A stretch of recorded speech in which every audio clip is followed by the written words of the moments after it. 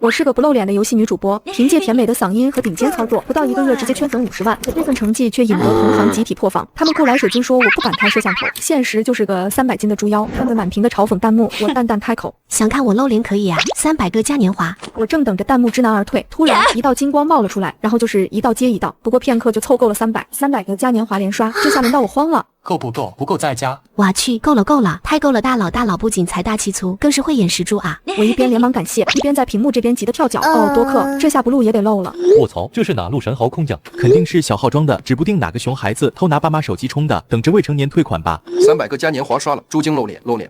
满屏的金光还没散去，弹幕已经开始新的一轮叫嚣。娘的，跟你们拼了！我整理了一下仪容，把摄像头摆好角度，深吸一口气，按捺住疯狂跳动的心脏，准备迎接这场风暴。结果啪嗒一声，电脑突然黑屏了。完了！这节骨眼上停电，我就算跳进黄河也洗不清啊！我胡乱套上4、5件衣服，外头又裹了个厚重的睡衣，也顾不上形象把帽子一口口罩一捂，抓起手机就准备去附近的网吧开播解释。可前脚刚迈出去，小腹突然传来一阵钻心的坠痛，停电逼得我这个17楼的住户只能认命爬楼梯，好不容易挪到楼下便利店，店员一句话又给我浇了盆冷水。不好意思，附近5公里都停电了，只能收现金。可不可以先赊一下，等来电了我再扫给你？我虚弱的开口，脸色都白了几分。小姑娘，我看你这身形吃的也不差，连包卫生棉都要来白嫖。店员斜着眼，上下扫过我臃肿的像裹了棉被的睡衣，没好气的开口。再说了，物业刚通知，小区门口电缆被撞坏了，停电至少3天。啊，那能不能借你手机给我闺蜜打个电话？我手机也没电了。我说这位胖妹，有钱吃这么胖，没钱买卫生棉，别打扰我做生意。店员不耐烦的挥手赶我，我正要开口对回去，旁边忽然传来一道低沉的男声：我付了。随着一张纸币递了过去，男人腕间那块冰蓝色腕表随着动作晃出一道冷光，看着就价值不菲。店员不情不愿的接过现金，嘴里还不消停的嘟囔：这年头连猪头肉都有人抢着买单啊！男人抬眼，目光冷淡的扫过店员，薄唇轻启：现在的牲畜不仅会说人话，还会收银了。话音落，他没再看店员铁青的脸，只侧头瞥了一眼僵在原地的我，便径直往店外走去。那个帅哥等等！我抓过卫生棉，瞪了店员一眼，转身就追了出去。男人闻声顿住脚步，黑眸沉沉的看着我，带着几分不耐。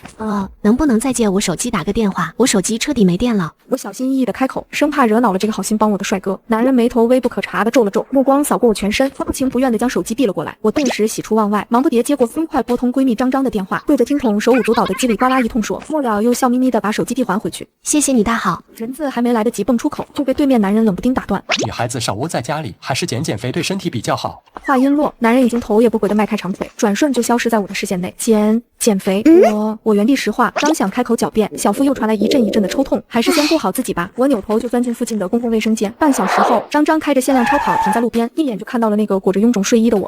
淘，我扯掉口罩坐了进去，一张肤白唇红的脸露出来。好张张，是我，这天气太冷了，我又来姨妈，所以穿得多。张张扶额，随后递过手机，一脸担忧地说：你看看网上怎么突然全是你的黑料，还有那个可爱海狗，居然倒打一耙污蔑你。我看向屏幕，只见主播可爱海狗正对着上万观众装委屈。老子当年背着我跟榜一说坏话，我都能理解，毕竟我和他榜一谈了恋爱，让他少赚了不少。听到这话，我都无语的气笑了。张张气得要冲进直播间兑现，却被我按住。不急，等恋综开播，我让他知道造谣的代价。车子一路飞驰到张张家别墅，我刚把手机充上电胎机，屏幕就被多拉的消息刷屏了。咋突然被全网黑了？人呢？突然下播啥情况？我去，桃子快出来！好消息，苹果台恋综点名要你报酬50万，50万！我瞬间弹起来，发了条消息过去。我在张张家，你过来说。我快速收拾了一番，不多时，多拉就带着合同赶了过来。合同我提前看过了，没问题，但有2个要求。全程直播，可能要炒 CP。多拉递过手机，脸色有些凝重。现在网上都在传你之前200斤的丑照，你的户口被人扒了，身份证上的大头照也被挂到网上了。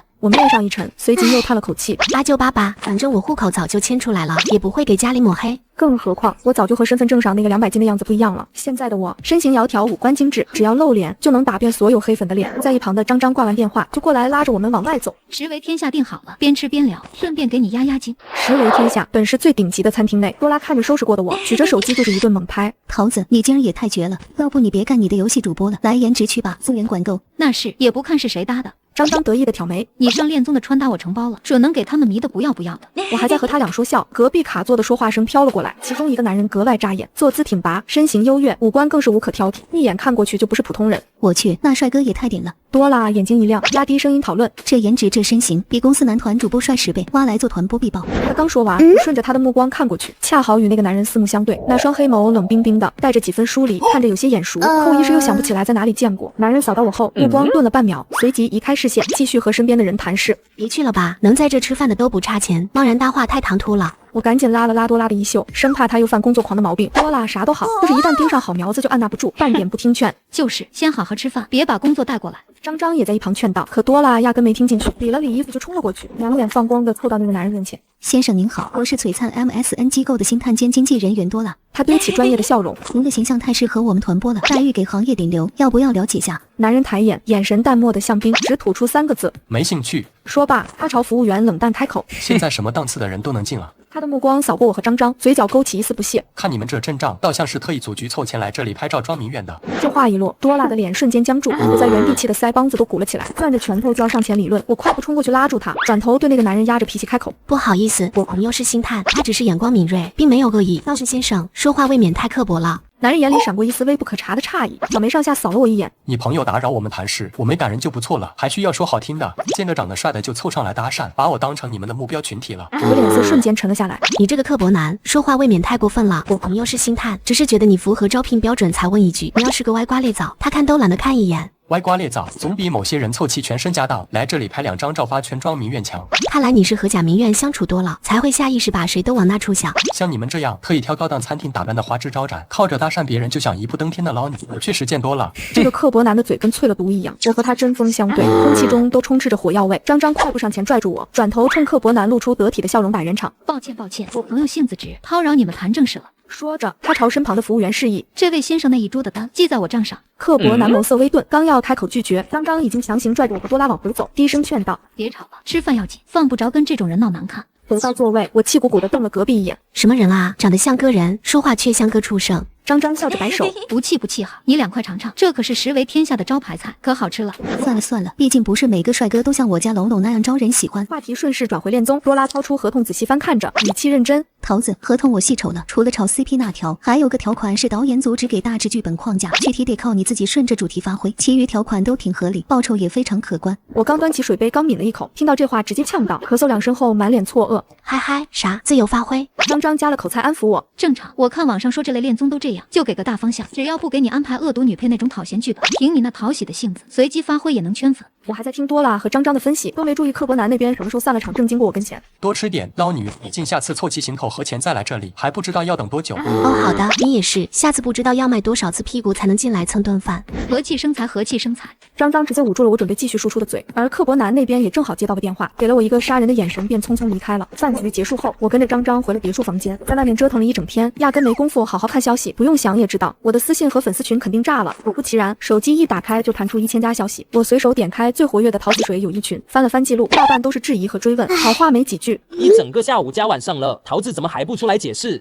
桃子，可爱海狗直播都实锤了，还有其他人作证，这是难不成是真的？我不信桃子是那种人，再等等吧，他肯定有原因。看着群里寥寥几个始终站在我这边的铁粉，我心底涌上一股又暖又涩的滋味。我快速在群里发了一条消息：对不起，让大家担心了。今天下午小区突然断电，线路检修要停3天，我暂时在朋友家住，大家放心，我没有跑路，后续会给所有人一个明确解释的。发完消息，我侧过身子，刚想入眠，手机又传来叮咚一声提示音，我心头一动，重新点开直播平台，瞥到私信栏，排在最顶端的是一条刚发来的消息，来自用户 TT1314，复活了。我一眼就认出这就是下午那个狂刷300个嘉年华的大佬，立马回复：呀 ，TT 大佬，今天真是破费了，太感谢你了。不过你怎么知道我在线呀？要这位 TT1314今天在我直播间一下子刷了90万，按照平台规则，早已自动触发了互关机制，成了我账号的特殊关注。对方的回复却猝不及防，画风突变：我是未成年，给我退款。我盯着屏幕瞬间愣住，啥玩愣？谁家未成年能随便刷90万出来？这反转给我整得哭笑不得，刚压下去的情绪又被搅得五味杂陈。就在我琢磨着该怎么回复时，他的消息又发了过来：都你的，看你半天没冒泡，还好。我心头一松，快速回：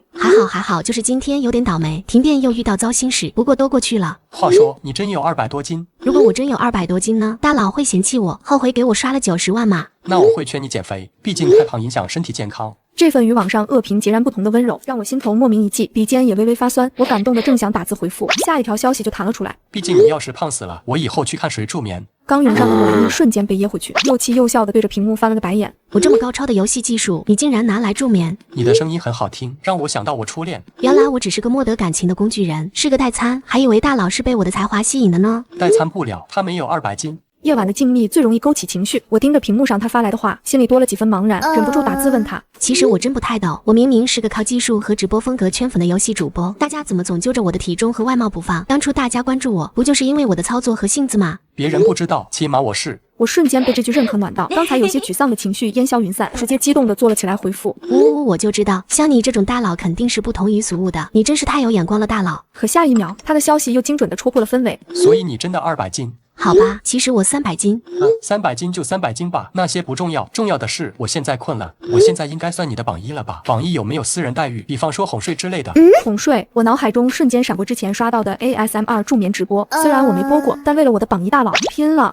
我还没有过这种项目，但是既然是榜一大佬的要求，我说什么也要试试。我快速回复完，便给对方拨了语音通话。榜一大佬，我要开始助眠歌。我放软声音，用气声轻轻贴在话筒边呢喃，尽量让自己的声音听起来温柔又治愈。紧接着，我就学着之前刷到的助眠主播的样子，用指甲轻轻在话筒边缘刮蹭，发出噼里啪啦的沙沙声。没一会儿，听筒里就传来一阵类似咀嚼硬物的细微声响，沉闷又规律。我忍不住笑出声。呀，居然这么快就睡着了，没想到大佬睡觉也是会磨牙的呀。话音刚落，手机屏幕突然亮起。是谁教你这么助眠的？我看到消息一愣，下意识把话筒挪远些，小声嘀咕：咦，没睡着嘛？可那声音明明……算了，聊天睡觉吧，我打字，你说话就行。好嘞，好嘞，大佬想聊什么呀？哦，对了，你之前说我声音像你初恋，你初恋也是主播吗？不是，有点好奇诶，大佬，听你的描述，应该对初恋还有感情，那为什么不复合呀？你很好奇我的情感史？哎呀，我这不是在找话题嘛，不然你该无聊了。过了几秒，他的消息慢慢发了过来。我们高中相识，大学在一起4年，毕业后他觉得我玩游戏不务正业，后来他找了个成熟稳重事业有成的男人，今年已经订婚了。我安静了几秒，才小声问道：那你后悔吗？也不算吧，毕竟游戏确实好玩。而且我发现我和他很多观念不同，他觉得玩游戏一定就是玩物丧志，只有朝9晚5蹲办公室才叫正经生活。我喜欢猫，他嫌掉毛麻烦；我喜欢玩游戏，他觉得是不务正业。后来想想，他可能不是讨厌猫，也不是讨厌游戏，只是单纯的不喜欢我罢了。怎么只有呼吸声了？你睡着了？是的，折腾了一天，又来着大姨妈的我，看着看着屏幕上的字，就迷迷糊糊的睡着了。我这一觉就睡到了第二天下午，还是张张喊醒的。我揉着惺忪的睡眼，打开手机，画面还停留在我和用户 TT1314的聊天界面，语音通话时长赫然显示482分钟，还有几条未读消息孤零零挂在屏幕上。我大脑有些宕机，我就这么把金主爸爸晾在一边，自己先睡着了。我瞬间尴尬的手足无措，不知道该怎么回复 TT 大佬。就在我纠结该怎么道歉的时候，多拉邀请我进了一个群聊，紧接着就是刷屏的消息。可当我点开那个电子文档，看看自己的人设时，差点没气背过去。我越看眉头越皱，这哪里是接地气，这摆明是给我挖坑啊！我飞快打字询问江导，这会不会太讨嫌了呀？破坏别人约会有点不太好。放心，这些行为都是为了让你更有记忆点。咱们节目就是需要您这种真实又有反差感的嘉宾，后期的李草也会帮你剪辑的时候把控氛围，不会让你显得讨厌的。你们节目组是故意整桃子来的吧？多啦，口直心快，直接在群里发了个消息，语气里满是抱不平。这人设分明就是故意丑化他，想利用他的黑料炒热度。我觉得这个恋综不是很有必要参加。抱歉，我们节目总导演已经和贵公司老板王健签合同了，白桃桃只需要按照剧本照做就可以了，不然违约金可是很贵的哦。多少？我心头一紧，连忙扣字问500万。我直接两眼一黑，差点晕过去。江云鹤慢悠悠补充道。合同上写的很清楚，如果违约，按照10倍赔偿来付，也就是500万。白小姐，我劝你还是乖乖按照剧本演，不然这笔钱你这辈子都赔不起。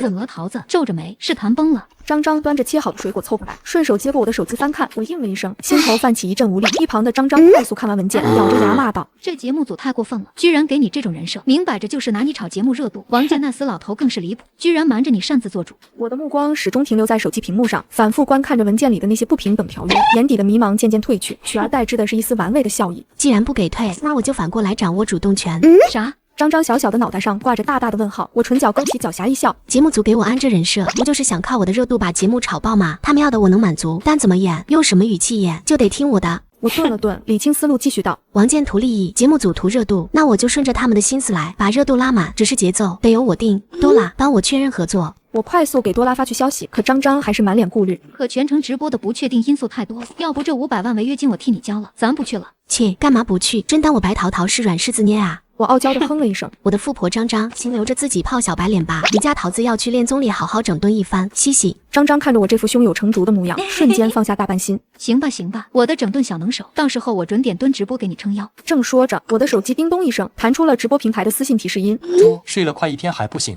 我一看消息，飞速打字道歉，对不起大佬，原谅我昨晚实在熬不动了，不是故意晾你消息的，我当场一个滑跪框框给你磕2个，求大佬高抬贵手饶过我。大佬你最好了，你会体谅桃桃的对吧？醒了就杵着不开播。不开啦不开啦，这2天节奏乱得很，我一开播准备追着温网上的那些黑料，都影响我秀操作的心情，不想把那些负面糟心事带进直播间。我顿了顿，又补了一行，不过不过什么，别吊胃口。不过我2天后要去参加苹果台那个新恋综《原来好心动》啊。宋澈看到这条消息，刚喝进去的一口橙汁都呛了出来，冷脸瞬间破功，震惊到连发3个问号。丽，你居然真敢去恋综？哎，大佬，你这话说的，瞧不起谁呢？我怎么就不能去了？我又没缺胳膊少腿。恋综都是全程真人出镜直播，镜头自带死亡角度，专放大人体型和小缺陷的，你这情况有点悬。我看到这话直接气笑了，噼里啪啦回过去。大佬，你真以为我像网传的那样300斤？本美女明明五官精致，前凸后翘，好看得很，你就把心放肚子里吧，我自有妙计。2个小时后，一条消息直接登顶热搜第1，井号桃子官宣加入原来好心动，全网首次露脸井号爆。我点进评论区一看，懵了。给龟龟撑腰，转发关注白桃桃抽1000，台 IPHONE17PM 加100套高定私服，主页黑过桃子的勿扰。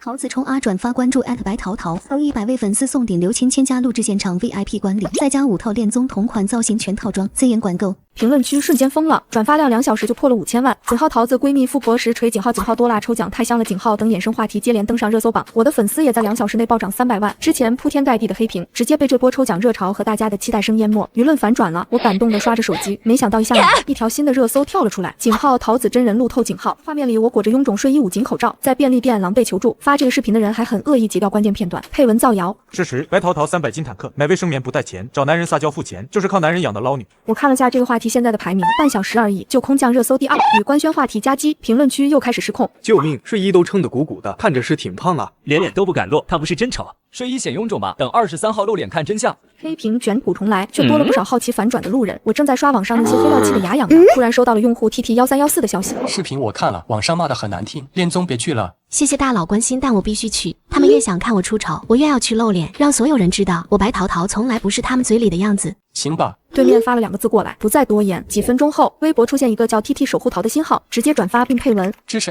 白桃桃恋综首秀，转发关注加3位好友，抽100位送1瓦现金红包。虽然只是一个不起眼的新号，没有任何粉丝基础，但这条转发还是瞬间被评论区捕捉到了。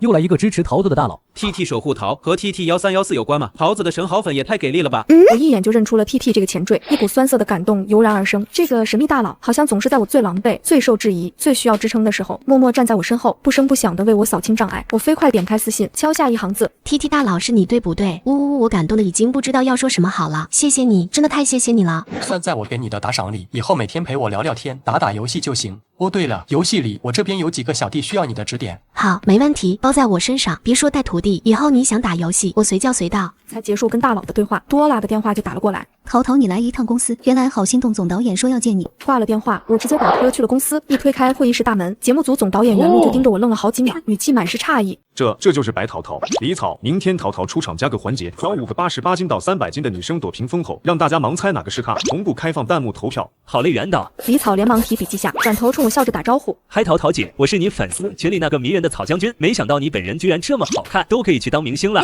我被夸得有些不好意思。嗨，多谢喜欢，辛苦你忙活了。对了，袁导。我想到自己收到的那份恋综人设，刚想开口询问能不能再改，袁璐的手机却不合时宜的响了。袁导，我是您朋友的儿子张杰，想请问下你节目组还有没有名额？我这边。袁璐一听便知对方的来意，用手捂着话筒，然后满脸堆笑对我说道：“那就这么说定了，我这有点事先走了。”说罢便快步走了出去。我的热搜从节目组官宣一路挂到恋综开播，转到了23号直播日，千万网友蹲守在原来好心动直播间。随着轻快的 BGM 响起，第一位嘉宾顾北陇对着镜头从容打招呼：“大家好，我是顾北陇。”弹幕瞬间被颜粉刷屏，满屏爱心与拢好温柔的留言刷屏。紧接着，旭阳活力满满的蹦入镜头。Hello， 我是旭阳，好久不见，宝贝们。尾音的飞吻让屏幕后面的女友粉心花荡漾。国民女神刘美嘉随后缓步出场，声音似水温柔。大家好，我是刘美嘉，很高兴来参加这个节目和各位相遇。她举手投足间的优雅气质，让弹幕瞬间安静了几秒，随即被女神杀我的呐喊淹没。可爱海狗紧跟着登场。大家好，我是可爱海狗，第一次参加恋综直播互动，真的很开心能和大家见面。她说话时脸颊泛着浅粉，弹幕的讨论声此起彼伏。果然网红和明星有弊，海狗在自己直播间还挺灵动，上了恋综镜头就显得好普通，气质差太多了。网红比不过明星不是常态吗？没必要才一捧一把，海宝够可爱了，支持海狗。前面的别引战了，安安静静带后续嘉宾不好吗？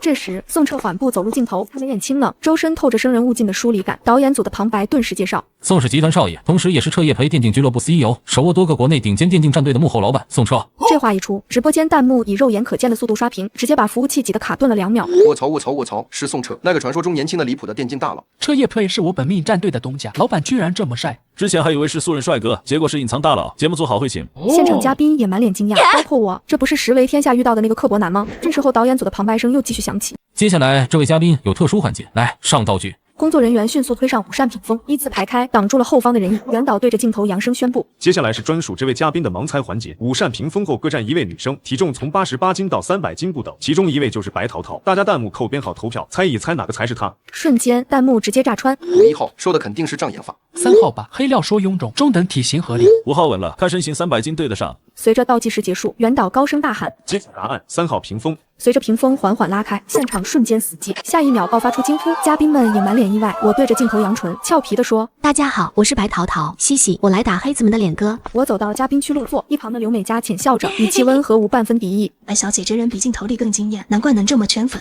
哇，我居然有生之年能得到国民女神的夸奖，女神你好温柔，见到你真人我更喜欢你了。我被面前的大美人夸得心花怒放，丝毫没注意到一旁一直盯着我的旭阳，而角落的宋澈目光死死锁在我脸上，瞳孔骤缩，眉峰拧成了疙瘩。手段倒是不错，连替身上场都安排得这么周密。我耳尖一动，转头看向他，宋澈忽然站起身，径直朝我走过来，用只有我们2个人才能听到的声音说：白桃桃给了你多少钱，让你替她来参加节目？我满脸懵逼，眨眨眼，语气带着茫然。啊，宋先生这话是什么意思？我就是白桃桃啊。还在装？宋澈眼底翻涌着失望，语气冷得刺骨。我没装，我真是白桃桃啊，大哥。我又气又无奈，下意识放软了语气辩解：你是不是认错人了？还是因为之前的过节，至于这么针对我吗？误会。宋澈嗤笑一声，眼神锐利。前几天在十为天下，庄明月搭讪的是你吧？现在摇身一变成300斤的游戏主播白桃桃了。他俯身逼近半步，压迫感十足，又冷声道：你当真以为我没见过白桃桃，还敢在我面前装模作样？我瞪圆了眼睛，满脸震惊加茫然，语气都带着急。我什么时候跟你见过了？除了那次十为天下，我们根本没交集啊！你要是不信，我拿我直播后台给你看。说罢，我就手忙脚乱地往身上摸，想翻出手机自证，可手扫过衣兜才猛然想起，节目组早就把私人手机没收了，只发了专用联络机，根本登不了直播后台。我和宋澈光顾着争论，连旁边最后落座的2位嘉宾来了都没发觉。桃子，简丽文和张杰瞪大了眼睛，盯着我的脸，满脸的不可思议。你是刘洋的张杰吗？那这位是？我迅速在脑海里翻找记忆，终于把面前张杰的脸对上了号。张杰是我直播间的一个小管理，经常在朋友圈发自己的自拍，还有开车到处旅游的照片，所以我一下子认了出来。但是眼前这个女生，我没有任何印象。桃子，我是你直播间的丽文呀，我是以素人的身份有幸被节目组选中来参加恋综的，你不会不认识我吧？我和桃子关系可是很好的。我被简丽文这句关系可好了说的一愣，下意识挠了挠头，我怎么半点不记得和这人关系好啊？脑海里的记忆碎片飞速拼凑，总算勾勒出简丽文的轮廓。简丽文见我神色迟疑，眼底飞快掠过一抹我看不透的神色，冲上前2步亲昵的想去玩我的胳膊，却被我下意识侧身避开。他也不尴尬，转而对着镜头委屈的瘪了瘪嘴。桃子，你怎么对我这么生分呀？以前你直播到深夜，都是我陪着你聊天解闷，你还说我是你最贴心的女粉呢。说着，他话锋一转，眼神扫过在场嘉宾，语气带着几分不易察觉的引导。不过也难怪，你现在变得这么漂亮，和以前网上传的样子完全不一样，我都差点没敢认。你是不是连我们以前的小秘密都不记得了？什么小秘密？旭阳饶有兴致地看着这出戏，开口问道：就是以前桃子私下和我聊天说对自己的五官不自信，想去隆鼻呢？这话一出，弹幕密密麻麻的评论刷屏速度快的让人看不清。我操，连老粉都不认了，不会是假的白桃桃吧？隆鼻，莫非白桃桃是人造美女？我就说网上爆料的视频看着300斤，上节目直接瘦2圈，谁信啊？怕不是找了替身吧？之前屏风猜人我还信了反转，现在看来这里面肯定有猫腻。桃子要是忘记也是很正常的啦。可爱海狗在一旁适时开口，脸上挂着天真无害的笑容。我听着他这话里带刺的语气，心里冷笑一声。这俩人一唱一和，倒是挺会演。就在场面快要失控时，袁导连忙上前打圆场，对着镜头高声宣布：好了，大家别猜了，是不是本人？接下来的游戏环节一测便知，毕竟咱们桃桃可是游戏主播，默契度和反应力都是顶尖的，替身可模仿不来。袁导立刻顺着话头继续 Q 流程。好，接下来进入团体游戏，心动默契大挑战。规则很简单，嘉宾分成2组，每组4人，通过问答协作完成任务，得分最高的组，每位成员都能获得一次指定心仪嘉宾单独约会的机会。通过遭揪，分组结果很快出来。A 组我、宋澈、顾北陇、旭阳； B 组刘美嘉、简丽文、可爱海狗、张杰。第1轮是问答环节，题目都是关于嘉宾的喜好。请问白桃桃最喜欢的游戏角色是什么？是魅影，我经常看她直播用这个角色无杀。回答正确 ，B 组加1分。第2题，可爱海宝的真实名字是什么？这是什么刁钻的题目？这是用什么部位想出来的题目？旭阳更是不禁笑出声。节目组这是不当人啊！海宝的名字应该没人知道吧？确实，可爱海狗的知名度远不及我，平常网友也都是叫他海宝，没人深究过他的真名，就连他自己也从未在公开场合提过。现场沉默了足足10秒，眼看裁判就要倒计时宣布无人答对，可爱海狗又急又囧，脸颊涨得通红，纠结了半天，他只好硬着头皮举起答题牌，声音细若蚊呐。哇，我本名叫狗欢喜。回答正确 ，B 组再加1分。话一出口，可爱海狗的脸瞬间红透，从脸颊一路蔓延到耳根，恨不得找个地缝钻进去。原本还在纠结我替身的弹幕，瞬间被这突如其来的搞笑反转带偏了节奏，满屏的调侃冲淡了之前的质疑。我憋着嘴，努力让自己不要笑出声。好了好了，我们继续第3题，这题可是考验真粉丝的时候了。白桃桃在游戏中单次直播最高击杀数是多少？这个问题一出，现场瞬间安静下来，所有人的目光都集中到了我身上。我眼底闪过一丝了然，唇角勾起一抹自信的笑容，毫不犹豫地举起了答题牌。36杀是去年11月23号下午5点的一场直播，那一把大半个地图的人都被我杀光了。一答正确 ，A 组加1分。裁判的声音刚落，现场就响起一阵小声的惊叹。我偷偷瞥了眼一旁大屏幕里的弹幕，果然看到不少人在刷细节，都记得这么清楚，肯定是本人，心里悄悄松了口气。1比2 ，B 组胜出。接下来请各位成员挑选心动约会嘉宾。镜头首先给到顾北陇，他绅士的走向刘敏佳，递出手。当然选我的最佳女主角。弹幕里两人的粉丝疯狂刷屏磕 CP， 轮到宋澈时，他漫不经心抬了抬手，指了指可爱海狗。不是吧？这宋澈的眼光也太迷了，居然选可爱海狗，有这么饥不择食吗？我偷偷啧了一下。喜宋澈可爱海狗，接下来旭阳会选谁？裁判的话音刚落，旭阳猛地起身，快步冲到我身边，一把攥住我的手，高高举起，语气里带着撒娇。就他了，姐姐，你不会讨厌我吧？我被这突如其来的举动吓得浑身一僵，脸颊瞬间红温，反应都慢了半拍，弹幕瞬间沸腾，我甚至能感觉到现场其他嘉宾的目光都聚焦在我身上，尴尬的想找个地缝钻进去。接下来的任务，全员合力做一顿晚饭。你能松开手了吗？我侧过头，避开旭阳过于炽热的目光，不自在的想抽回手。旭阳像是察觉到我的害羞，故意凑近了些，鼻尖几乎快要碰到我的脸，他盯着我的眼睛坏笑。怎么了，姐姐？不喜欢我牵你？当然不喜欢，你这冒犯的家伙！我猛抽回手，瞪了他一眼，起身就朝厨房走去。这小子也太自来熟了，简直让人招架不住。我抓起一把青菜在洗碗池里清洗，身后又传来让我浑身酥麻的声音：姐姐准备做什么菜？我帮你打下手呀。我刚躲开旭阳凑过来的脑袋，转身想拿调料，就撞进了一道冰冷的目光里，是宋澈。他不知道什么时候站在旁边，眼神像钉子一样，直勾勾定在我刚才被旭阳牵过的那只手上。宋少，你盯着桃子做什么呀？可爱海狗端着刚洗好的蔬菜凑过来想拉近距离，却被宋澈侧身避开，他脸上的笑容瞬间僵住，显得格外尴尬。宋澈却懒得理会他，眼神仍停留在我有些发红的脸颊上，又扫过旭阳带着笑意的嘴角，面上的神色晦暗不明，不知道在想什么。宋先生，麻烦让让，我要拿调料。我被这低气压搞得有些不自在，走过去想拿货架上的调味罐，却被宋澈挡住了去路。他一动不动，反而微微俯身，声音压得极低，只有我们两人能听见。喜欢被小奶狗缠着，这么喜欢用白桃桃的身份勾搭男人。我瞬间皱起眉，没好气地回了一句：关你什么事？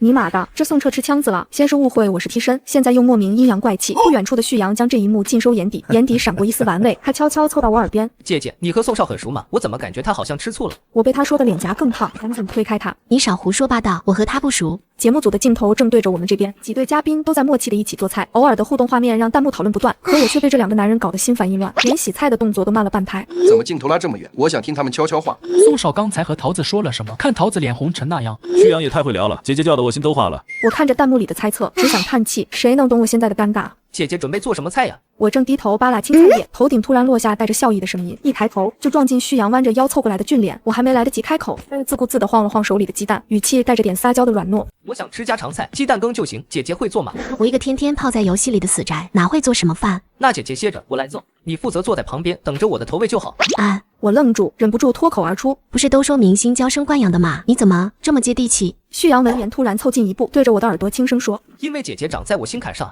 说完，他还朝镜头的方向明目张胆的单眼 wink 了一下。直播间的弹幕瞬间猛刷，满屏的啊，差点把服务器冲垮。我被他这句直白的撩拨弄得脸颊发烫，忍不住抬手拍了下他的胳膊，嘴角却不受控制的往上扬。虽然知道大概率是综艺效果，但这话听着还真挺让人开心的。桃桃，过来补下妆。就在我沉浸在美妙的夸赞中的时候，镜头外传来化妆师六六的声音，将我拉回了现实。我擦了擦手，走了过去。六六笑眯眯的拿出包里一套我没见过的彩妆，一边给我定妆，一边念叨：没想到你真人这么好看的，编导藏得够深啊。这时，一旁的江云鹤走了过来，用一副居高临下的姿态提醒我：待会的一起吃饭时间你就可以走剧本了，不然就等着赔500万吧。我表面不动声色，心里暗暗突兀了一口。说来也是奇怪，我和江云鹤无冤无仇，他这么针对我，绝对有鬼。好了，妆补好了。六六轻轻推了推我，示意我继续参加直播。我看了看镜子里的自己，定妆确实轻薄服帖，不过就是感觉脸上有点闷闷的痒，我也没往心里去。整理了一下易容，便走进镜头内。经过宋澈和可爱海狗真实，他正在夹着嗓子，讨好的向镜头和宋澈展示自己的手艺。弹幕齐刷刷的刷着羡慕。桃桃，你做了什么呀？我不会做饭，都是旭阳做的。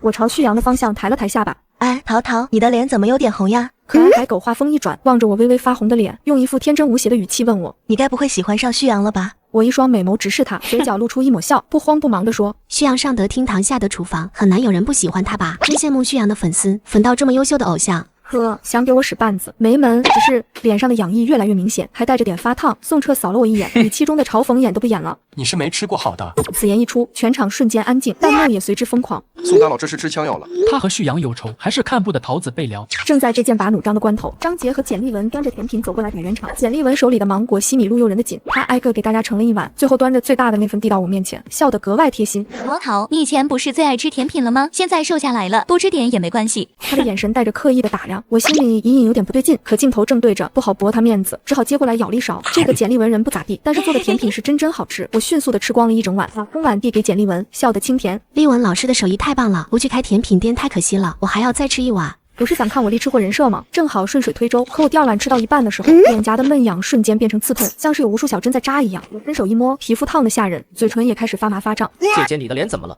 旭阳瞥见我的模样，眉头瞬间皱紧，立马放下手里的食材冲过来。所有人的目光齐刷刷的射过来，我慌忙摸出节目组给的小镜子，镜子里的人脸颊红得像吃醉了酒，上唇更是肿得老高，模样滑稽。这下完了，肯定要被全网截图看笑话了。哈哈哈哈！桃子过敏的样子好憨啊，莫名可爱，好像动漫人物。可我瞥见一旁大屏幕上滚动的弹幕，居然破天荒的没有嘲笑我，还是清一色的夸夸。天哪，这是过敏了吧？简丽文捂着嘴惊呼，眼底却闪过一丝得意。是不是芒果的问题？我真不知道你对芒果过敏。我看着镜头里自己的狼狈样，又瞥见江云鹤和六六在镜头外偷笑，还偷偷和简丽文比了个 OK 的手势。我瞬间明白，原来他们是一伙的，还故意让我难堪。过敏小插曲过后，各组 CP 继续做饭。没多久，饭菜陆续上桌。旭阳做了鸡蛋羹和鱼香肉丝，他贴心的给我盛了鸡蛋羹。姐姐，我特意给你单独少放了盐，你过敏不能吃太重口的东西。这也太细心了吧！我心头一暖，感激涕零的望着旭阳，余光却瞥见宋澈投来的如机关枪扫射般的目光。这时候，可爱海狗凑上去给宋澈加菜，却被他冷淡回绝。不用。场面瞬间尴尬，弹幕里既有心疼海狗的，也有嘲讽宋澈冷漠的，还有沉浸在宋澈的神颜无法自拔。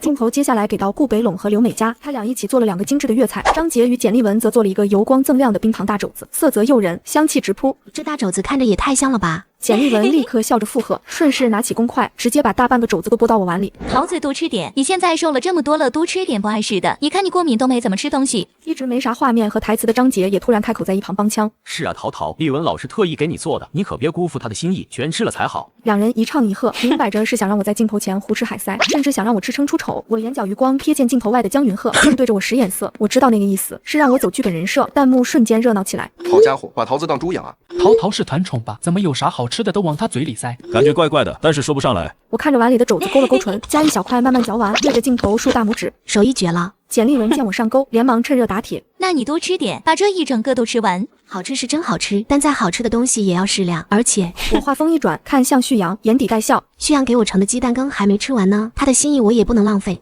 他们没想到我竟会拿旭阳出来做挡箭牌，顿时一副吃瘪的表情。而弹幕也一直在刷好磕，我心里暗暗觉得好笑，又加了一小块肘子，对着镜头眨眨眼。肘子皮美容养颜，其实身材管理期也是可以吃的，只不过要讲究适量。我之前因为网恋失恋胡吃海塞爆胖到200多斤，后面通过健康饮食瘦下来了。我减肥期间也吃了不少肘子皮呢。弹幕瞬间讨论起来，怎么瘦的桃子？教教我。真的假的？真不是靠吸脂？这算正面回应了网上的黑图吗？放心，绝对绿色减肥的。我下节目去微博给你们分享我的减肥秘籍。我看着滚动的弹幕，甜甜的笑道。接下来几个人就这么吃完了这顿饭。旭阳全程帮我添菜，搞得我受宠若惊的。但宋澈却很奇怪，全程沉默，目光却总粘在我身上。晚餐结束，袁导宣布大家可以回各自房间休息，准备第2天的活动安排，并说工作人员会把私人手机送到房间。我回房间拿到手机，一开机就看到 TT1314的消息。我对你很失望。我一脸懵逼的回了一个啊，却发现已经冒出一个红色感叹号。什么情况？死也得死个明白吧！昨天不还好好的狂撒100万支持我吗？怎么扭头就把我拉黑了？我来不及思索，便上了另一个社交平台给他发出私信。大佬，维斯莫这么狠心的拉黑了我。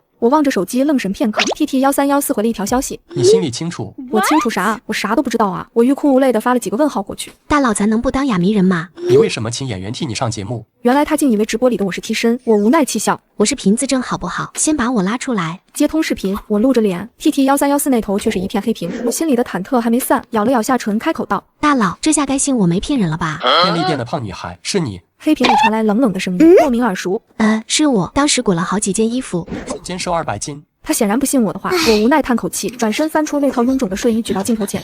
衣服在这里，当时我套了好几件衣服。对了，大佬，你声音怎么这么耳熟？好像话没说完，视频突然被挂断。我盯着黑屏愣神，这大佬还真是古怪的很。大佬没有再找我，我那颗忐忑的心也始终未曾消退。第二天，所有嘉宾都准时到齐，坐在沙发上闲聊。不一会，袁导的声音响起：“各位嘉宾，直播间的观众们，大家好！接下来的环节很甜蜜，男嘉宾可以向心仪的女嘉宾发出单独约会邀请，成功后两人共度一天美好时光。”太好了，姐姐，终于能和你单独约会了。旭阳第一个欢呼，目光定定锁着我，我抿了抿嘴，有些不好意思的偏过脑袋。看来旭阳对白桃桃势在必得呀！现在请各位男嘉宾在面前的纸上写下约会目标，2分钟后统一宣布结果。应该只有旭阳会选我吧？我心里想着，也好，其他人我都不熟悉。没多久，袁导便开始宣布：顾北陇选择刘美嘉，张杰，哈哈哈哈！看来张杰很不爱，选择了刘美嘉、白桃桃、简丽文。弹幕瞬间炸了，这还能选3个的？张杰这哥们人狠话不多，好看的全选了个遍。旭阳依旧坚定选择白桃桃，最后是宋澈，看看他的选择。袁导特意顿了顿，真是让人意外，宋澈选的是白桃桃。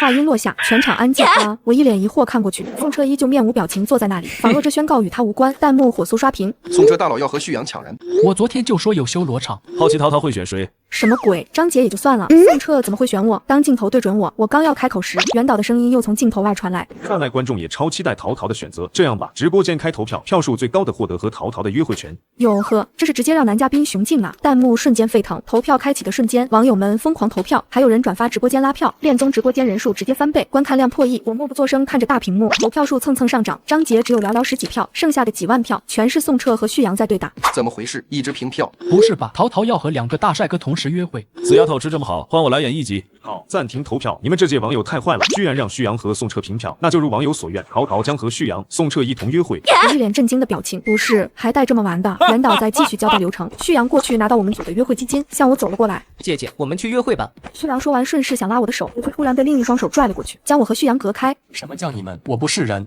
某些人还挺有自知之明的。旭阳嬉皮笑脸，一副吊郎当欠揍的模样。抓去，修罗场来了。感觉宋澈大佬对旭阳有意见啊，2个人我记得没有交集啊。弹幕又刷刷的讨论起来，我见两人这剑拔弩张的气氛，吞了吞口水打圆场。你们有什么想去玩的地方吗？只要和姐姐在一起，去哪都行。你是舔狗吗？要说狗的话，谁能和宋少爷比？两人眼看就要吵起来，弹幕刷的飞起，我赶紧打断了他们。你们别吵了，我决定了，我们的约会就去网咖3黑打游戏，这总能堵住你们的嘴了吧？这话一出，两人都愣了下。宋澈眼底闪过一丝不易察觉的玩味，旭阳虽面露难色，却还是点头。听姐姐的。节目组的跟拍镜头一路跟着我们到了庄园附近的高端电竞网吧，宋澈径直开了个独立包厢，3台顶配电脑摆得整整齐齐。我坐在2人中间的位置，登录了游戏账号，正是我直播中一直玩的号。期间宋澈还用余光瞄我屏幕，仿佛在确认什么一样。旭阳凑过来扒着我。姐姐，我很少玩游戏，待会你教教我。宋澈坐在我左边，冷不丁甩来一句：菜狗玩什么竞技游戏？旭阳气鼓鼓地瞪着他。那咋了？姐姐会教我的。我无奈扶额，快速帮旭阳选了个操作最简单的辅助奶妈，还不忘叮嘱他：你待会跟着我走，技能 CD 好了就给我们，别乱跑。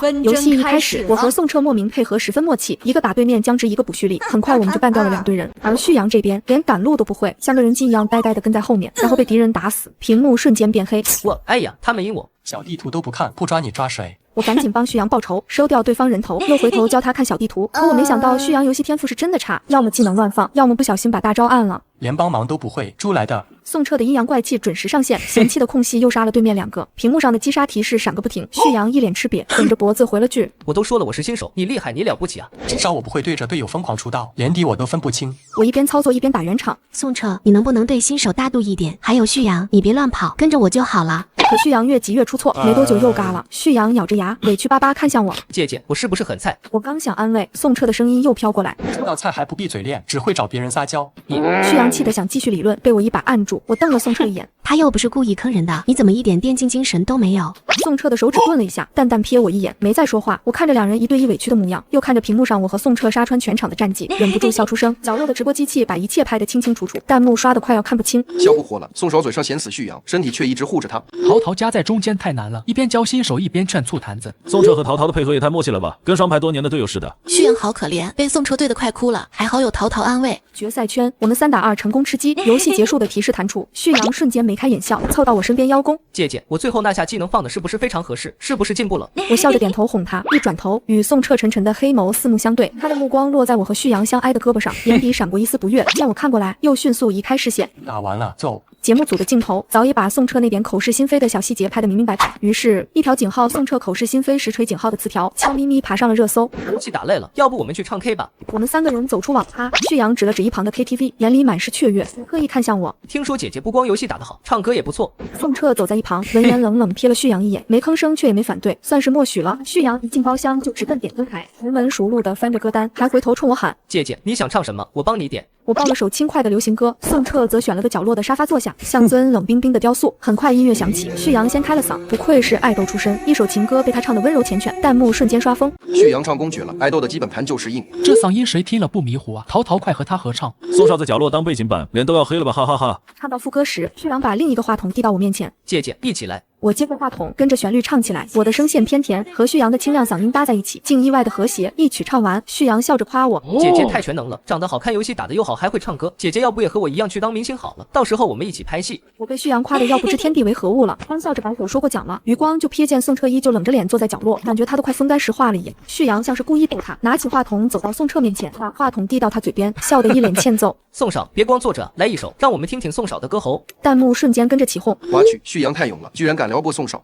宋少看着就不像会唱歌的，不会五音不全吧？开场，我倒要看看高冷大佬唱歌什么样子。我也跟着凑去，把另一只话筒递过去。是啊，宋澈，你进来都一言不发，多没意思。宋澈抬眼扫了眼我和旭阳递过来的话筒，又瞥了眼镜头，眉头微不可察的皱了皱，像是极不情愿，还是伸手接过了话筒。旭阳立刻乐滋滋的跑回点歌台，随手点了首耳熟能详的情歌，还特意把原唱关了。宋澈清了清嗓子，开口的瞬间，我和旭阳都愣住了，没有预想中的低沉磁性，反倒调子跑得10万8千里，五音不全到离谱。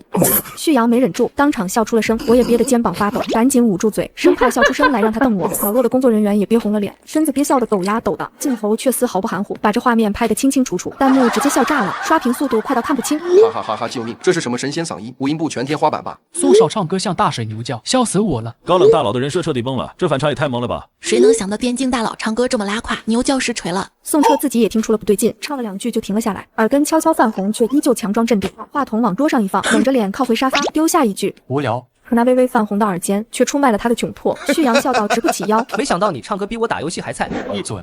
赶紧打圆场，把话筒拿起来，笑着打岔：“没事，重在参与嘛。来，我们再唱一首。旭阳，你陪我唱首欢快的。”说着，我赶紧点了首快歌，转移了镜头的注意力。旭阳唱得尽兴，我跟着合唱。宋澈依旧坐在角落，却不再是冷冰冰的模样，偶尔会瞥一眼唱歌的我，眼底闪过一丝不易察觉的笑意。只是没人发现，唱完歌时，傍晚的霞光已经染透了庄园。节目组早早就备好了一大桌美味，就等我们这些恋综嘉宾约会归来，一顿饭吃得热热闹闹。旭阳全程沿着我唠嗑，宋澈依旧话少，却很意外的总在我家远处菜时不动声色把盘子转过来，被我撞见了，又假装低头喝汤。饭毕，导演组安排了单独镜头逐一采访嘉宾，没等多久就轮到了我。请问陶陶，今天的约会感觉如何？镜头后的姜云鹤举着话筒提问，语气里带着几分刻意的温和。非常快乐的一天，已经有2个大帅哥陪着，简直是神仙待遇，哈哈哈哈！我对着镜头没半点扭捏，打直球时乐呵呵的回应。那2选1的话，你会选旭阳还是宋澈呢？哎呀，我几斤几两我还是有数的，哪敢在这挑3拣4呀，哈哈！我摆了摆手，笑着打圆场，又立马切换到直播时的嘴皮子模式。能有幸和2位大佬一起约会，已经是天大的荣幸了。小孩子才做选择，我白陶陶全都要。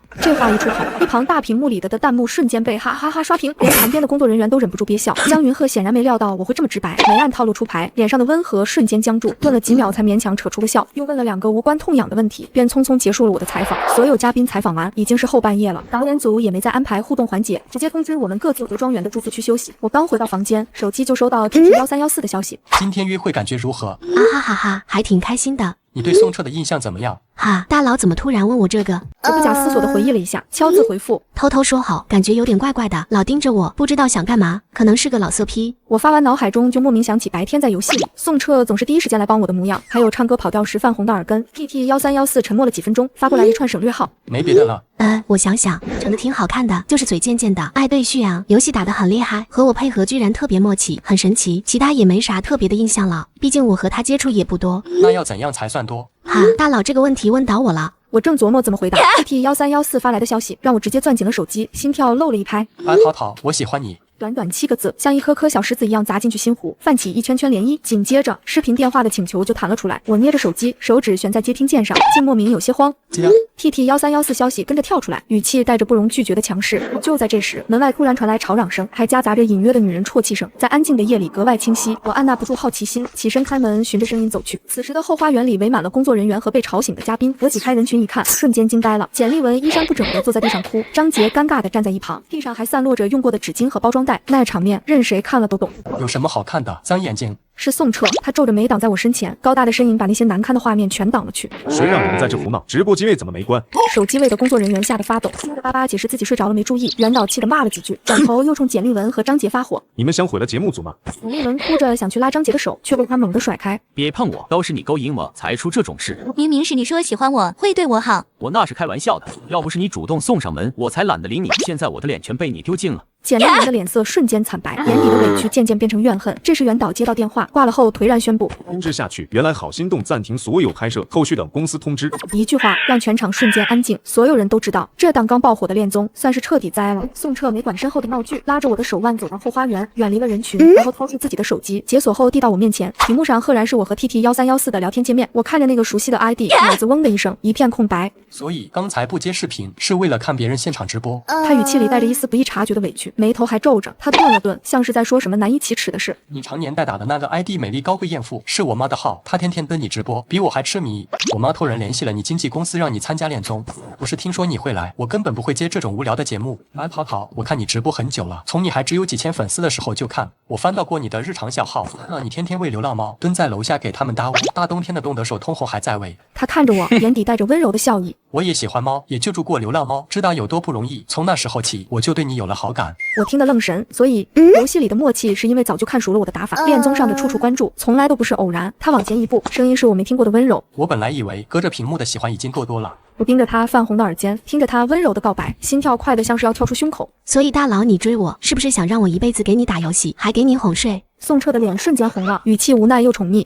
一辈子都想。可我现在好像还没完全接受这个设定，能不能让我缓缓？我下意识往后退了半步，愣是用笑嘻嘻的模样掩饰内心的慌乱。你在拒绝我？宋澈长腿一迈，顺势往前一步，将我整个人笼罩在他的阴影里，温热的气息拂过我的额头。从他的眼神里，我竟然发现出一丝不易察觉的紧张。也不是啦，我连忙摆了摆手，不敢再看他的眼睛，就是太突然了，没反应过来。而且喜欢这种事本来就不能强求嘛。那就慢慢了解我吧。说罢，他不由分说的拿过我的手机，跟他加上了好友。第二天，恋综暂停录制的消息不出半天就传遍全网。紧随其后的是简丽文和张杰在后花园的那段未删减的直播录屏，网上对我的夸赞铺天盖地，和对他的唾骂形成了刺眼的对比。可这份夸赞没持续多久，一波更汹涌的恶意就猝不及防涌了过来。网上突然流传出一堆辣眼睛的照片，标题赫然写着我和张杰的隐私亲密照。我点进去一看，气得手指都忍不住发抖。照片里的人被刻意 P 成了我的脸。我攥紧手机，死死盯着那些不堪入目的照片，脑子飞速转着该怎么回应，怎么自证。就在这时，宋澈的电话就猝不及防打了进来。官网上的东西也先别发任何回应，造谣的人我来查，交给我。他的声音从听筒里传来，没半句废话，语气里藏着压不住的愠怒，却莫名让人觉得踏实。我喉间微梗，鬼使神差地问了一句：你就不怕这些照片是真的吗？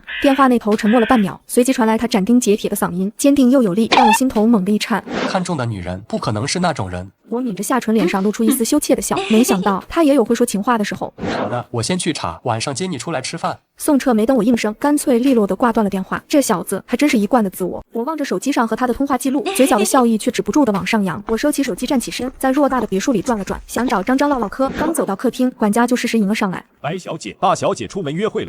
约会和谁啊？我顿时来了八卦心思。不是上个月才和那个流量明星陈潇分手吗？这速度可以啊。管家忍不住笑了，还是陈潇先生被大小姐分手后，这些天来家门口求复合，今儿总算是松口见他了。正说着，佣人匆匆进来通报，说外面有人找我。我好奇地走到别墅门口，就见一个戴黑色帽子的男人吊郎当靠在跑车上，身形辨识度极高。旭阳，你怎么找到这儿来的？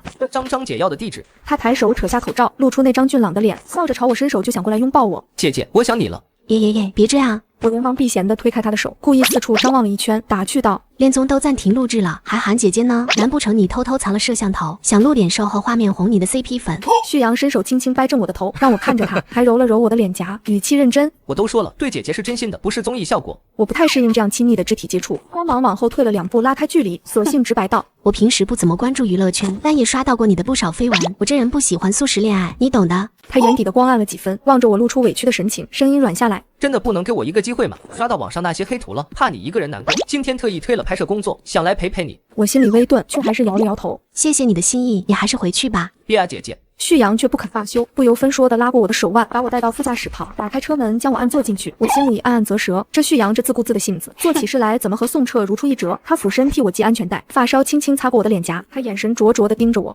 反正姐姐现在娱乐里也没法直播，不如我带你出去好好玩散散心。可是我晚上还有……我伸手想解开安全带下车，却被旭阳一把扣住我的手，轻轻地在我脸颊啄了一下。这样姐姐能安分一点了吗？他嘴角勾着得逞的笑意，没再给我反驳的机会，径直发动车子往前方开去。长这么大，从没和异性有过这般亲密接触，我瞬间傻眼，脸颊以肉眼可见的速度升温发烫，眼睛瞪得溜圆，整个人僵着不知所措。旭阳一边平稳地开着车，一边从后视镜里睨着我，低笑着打趣：“姐姐，你该不会是从来没谈过恋爱吧？怎么害羞成这样？”谁说的？姑奶奶，我身经百战，好不好？我嘴硬地回道，抬手捂着脸，试图让自己脸上的温度降下来。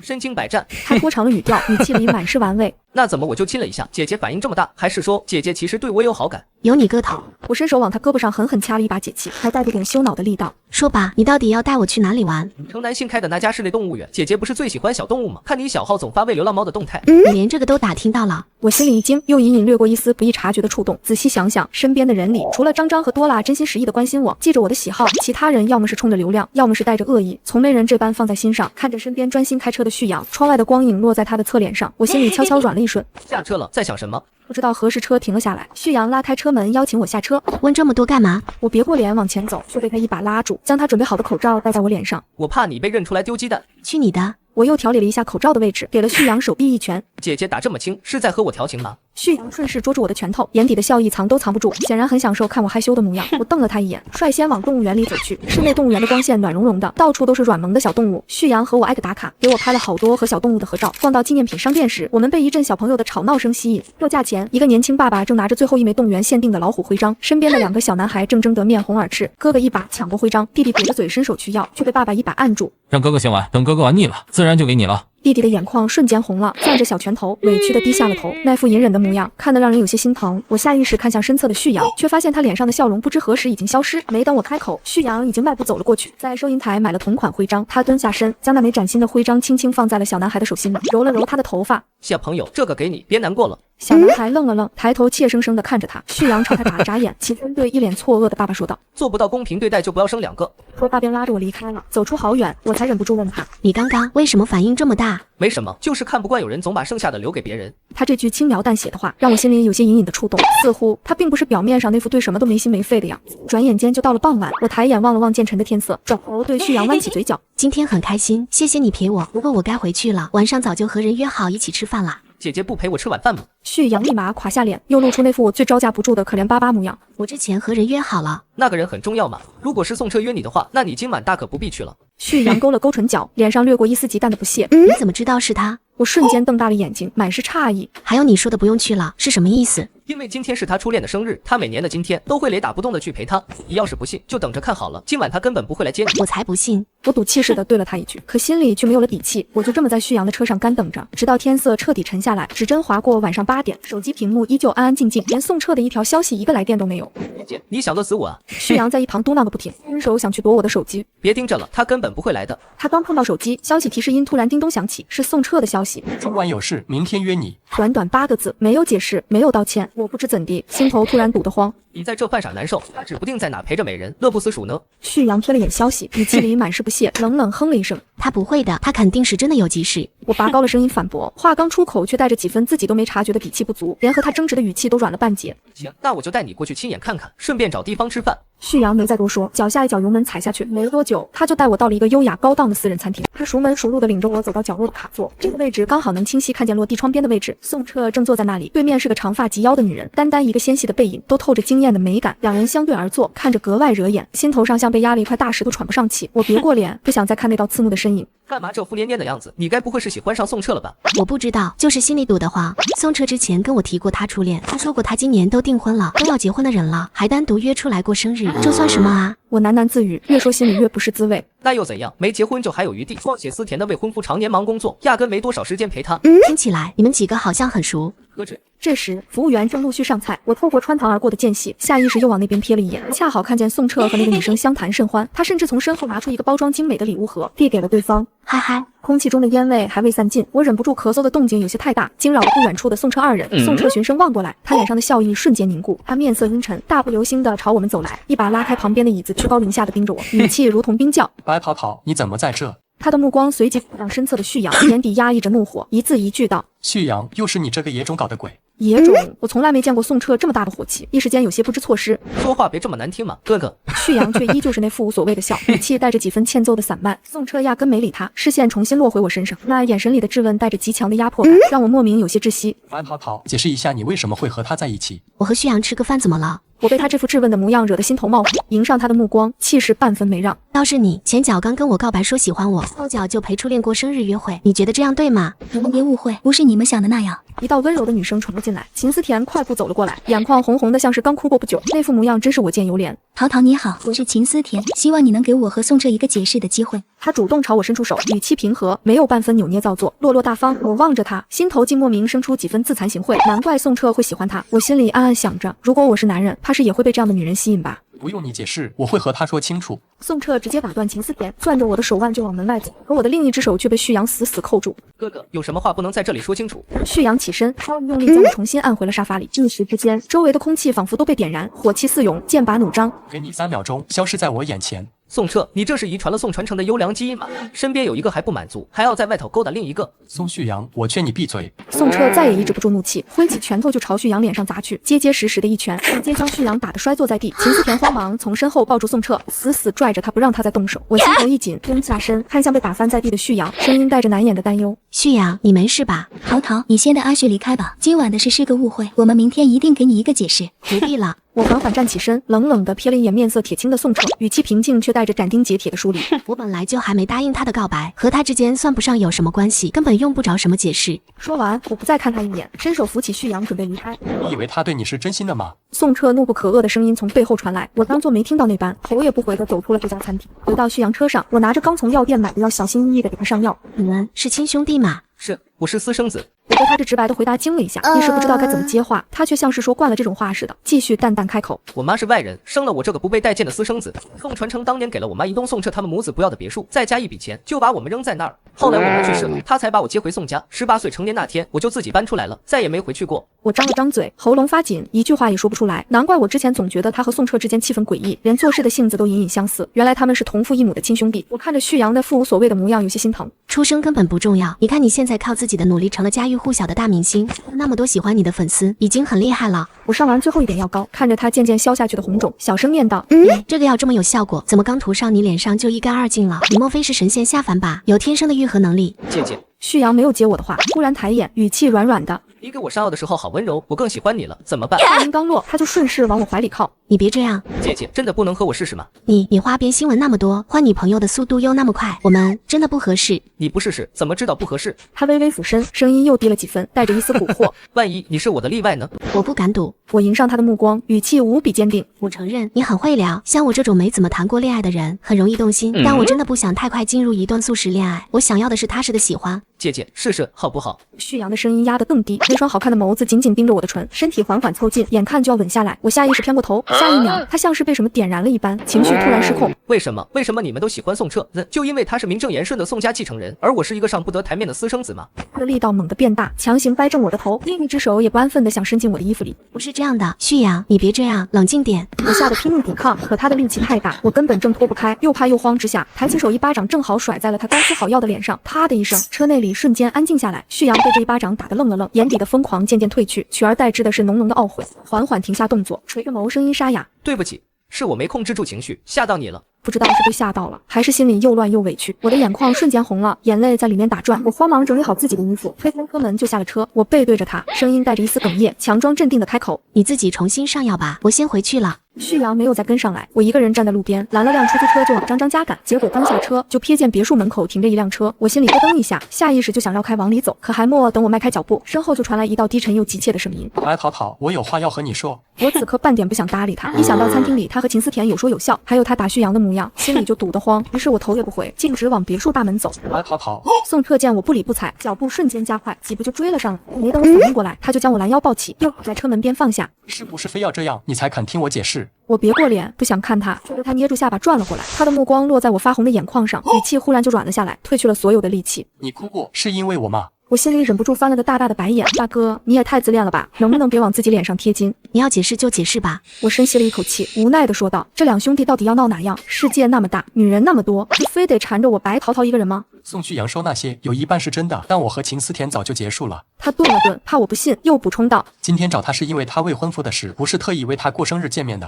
他们俩异地，最近闹得很僵，他未婚夫托我帮着劝劝他，也顺便转交个东西。我递给他的那个礼物也不是我送的，是他未婚夫托我转交给他的惊喜，想哄他和好。说完，他紧紧盯着我的眼睛，语气里带着几分小心翼翼的试探，还有一丝紧张。我解释了这么多，你心里有没有好受一点？就算是误会，你为什么不能提前说？还有，旭阳再怎么说也是你亲弟弟，他靠脸吃饭的，你下那么重的手。旭阳2个字刚出口，就像触碰到了宋澈的违禁词，他眼底的温度瞬间降至冰点，硬生生打断我。我很在意他，白桃桃，能不能不要提那个野种？宋澈，你不能这么叫他。宋澈的眼神骤然变得锐利，带着极强的压迫感看着我，语气里满是揣测。所以你现在是为了他和我生气？我没有。你是我的，只能是我的。话音未落，他的手已经扣住了我的下巴，逼着我抬头。不等我反应，他的唇便重重复了下来，带着十足侵略性，瞬间席卷了我的呼吸。宋澈，放开我！我猝不及防，双手拼命抵在他的胸膛上，想推开他，但我的抵抗仿佛成了点燃他的火种。他的吻愈发深沉霸道，舌尖撬开我的唇齿，肆意地索取着属于我的气息。不知过了多久，我浑身发软，意识都开始飘忽，竟鬼使神差的不再挣扎，甚至隐隐有了一丝沉沦。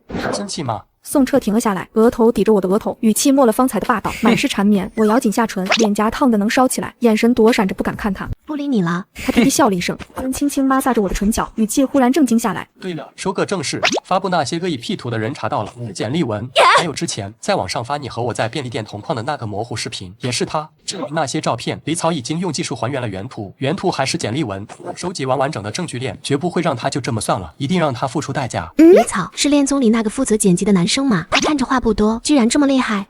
宋澈点头，语气里带着几分不易察觉的骄傲。他不光剪辑做得好，还是个技术顶尖的黑客，是我们电竞俱乐部特意请来的技术工程师，这点小事难不倒他。等等，你刚刚说便利店的视频，当时我忘带手机，帮我付款还没留名字的那个人是你？怎么，很诧异？时候不早了，你先回去休息，明天我再来找你。话音刚落，他便俯身在我额头上落下一个吻。好，我还陷在一连串的震惊里，整个人都有些恍惚，呆呆地点了点头，转身走进了别墅。我是真没想到宋澈的动作会这么快。第二天我一睡醒，打开手机就被网上的言论惊住了，清一色的澄清打脸内容，以碾压之势火速刷屏。视频里李草用最清晰的技术还原，一步步拆解简丽文是怎么把自己的私密照 P 成我的脸，全程打码得体，却又铁证如山。刚退出软件，一条信息就弹出一条消息，是简丽文发来的，字里行间全是气急败坏。白桃桃，我不会放过你的。我只淡淡瞥了一眼，懒得理会，直接退出了对话框，然后将他拉入黑名单。下一秒，宋澈的消息就弹了进来。我已经把简丽文做的所有事整理成完整文件，寄去他任职的学校了。我轻轻吁出一口气，这下简丽文是真的赔了夫人又折兵。接下来几天，关于他的消息断断续续传来，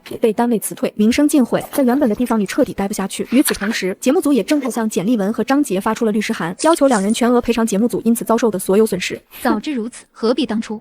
张愤愤地对着手机里简丽文那些不堪入目的照片骂道。骂完，他把手机扔到一边，转头看向我，神色一下子认真起来。对了，桃桃，我跟你说个事，你之前住的那套房子，要不干脆卖了吧？见我愣了一下，他又连忙补充，语气里满是担忧。之前简丽文他们故意泄露了你的住址，现在全网又知道你长什么样，你也有了知名度，难免会有不怀好意的人找上门，太危险了。说着，他伸手拉过我的手，你先搬过来跟我住，你想住多久住多久，怎么舒服怎么来，总比一个人住那边让人放心。说罢，我没半点犹豫，立马出手机联系了房产公司，和中介敲定了卖房的相关事宜。房子挂出去没几天，期间我和宋澈的感情也在慢慢升温，而旭阳也还是时不时会找各种借口联系我找我见面，可大多数时候都被宋澈撞个正着，最后免不了被宋澈冷着脸赶走。我坐在张家的沙发上，手里把玩着手机，还在傻呵呵的回忆这几天发生的点点滴滴，有甜蜜，有小拉扯，还有几分说不清道不明的感慨。就在这时，手机震动了一下，是房产中介发来的消息：白小姐，有一位女士看中了您的房子，价格也没异议，您看什么时间有空过来签一下卖房合同？现在就有空。我飞快地回了消息，跟张打了声招呼，便独自一人往之前住的小区赶去。很快我就到了自己曾经的住处，中介熟练地领着女人进屋，一边介绍房子，一边讲解合同内容。整个过程异常顺利，没有半点波折。我们三方核对无误后，很快就签好了字。我拿起自己的那份合同，准备离开，却被女人叫住。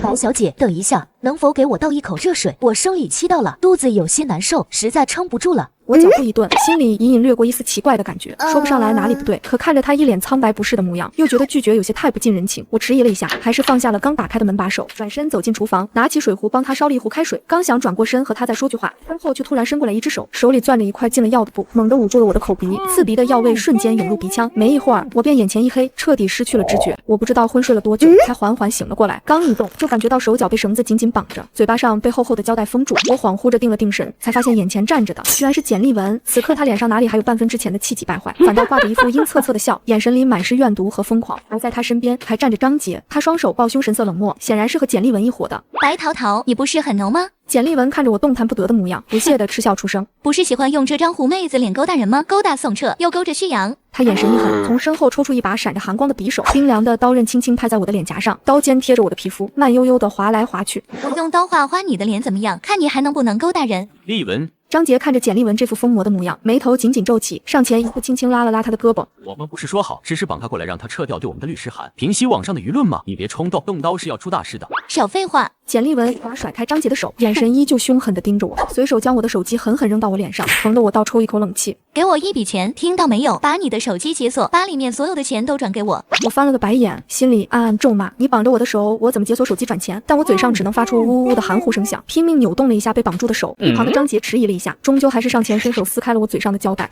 解开了我手上的绳子。老实点转钱，别耍花样。要是被我发现你敢偷摸报警或者给别人发消息报信，我今天就弄死你，让你彻底从这个世界上消失。我听话的点了点头，将手机解了锁，把手机里所有的存款都转了过去。怎么才40万？你少我！简丽文收到转账的瞬间，脸色瞬间一沉，过来扇了我一巴掌，力道大的让我偏过头去。这点钱够买什么？张杰给我买的一个包都要10万了。简丽文歇斯底里的质问我，语气里满是愤怒。我捂着火辣辣的脸颊，心里火得不行，但深知不能惹怒他，以免他做出更疯狂的举动来。他一把揪住我的头发，一字一句的威胁：我告诉你，白桃桃，我现在丢了工作，名声也被你毁得一干二净，这辈子都抬不起头了。没有500万，我绝不会放你走。这事也不算完。500万！我瞬间瞪大了眼睛，下意识的反问：我去哪里给你找500万？这女人怕不是疯了吧？自己工资水平也就几千，消费居然这么夸张，一个包就要10万，还敢狮子大开口要500万。你少跟我装穷，你不是有个富婆闺蜜张张吗？她那么有钱，随便给你拿点就够了。还有宋澈、旭阳那2条舔狗，他们哪个不是身价不菲？叫他们给你转钱，凑够500万。别吧，丽文。张杰见状，连忙上前捂住他，声音都放低了些。我们当初说好的，只是不声不响勒索一笔钱就作罢。你这么狮子大开口，还让他找别人转钱，岂不是更容易暴露我们？到时候我们俩都得完蛋。简丽文却半点不肯松口，嘴角勾起一抹阴毒的笑，语气里满是蛊惑。张姐，你不是一直惦记着你的女神主播吗？今天我就给你机会，你把她上了，我拍些照片、视频存着，以后就用这个要挟她，让她乖乖凑够500万，不给我就把这些视频发出去，让她也同样身败名裂。张杰一听这话，眼睛瞬间亮了，一副垂涎欲滴的模样。他转念一想，又皱起眉，语气里带着顾虑：我的脸已经被你搞臭了，你还要让我做这种事，再当一次大片男主？废什么话？简丽文不耐烦地呵斥一声，从身后摸出一个黑色的头套，丢到张杰怀里。你不会戴个面罩，这样谁知道是你？动作快点！张杰捏着怀里的头套，眼神在我身上肆无忌惮地扫来扫去，脸上的欲望越来越浓。纠结了没几秒，终究还是小头彻底赢了大头。他咧着嘴，露出一脸令人作呕的淫笑，一步步朝我逼近。我吓得拼命往后缩，可脚被绑得根本动弹不得。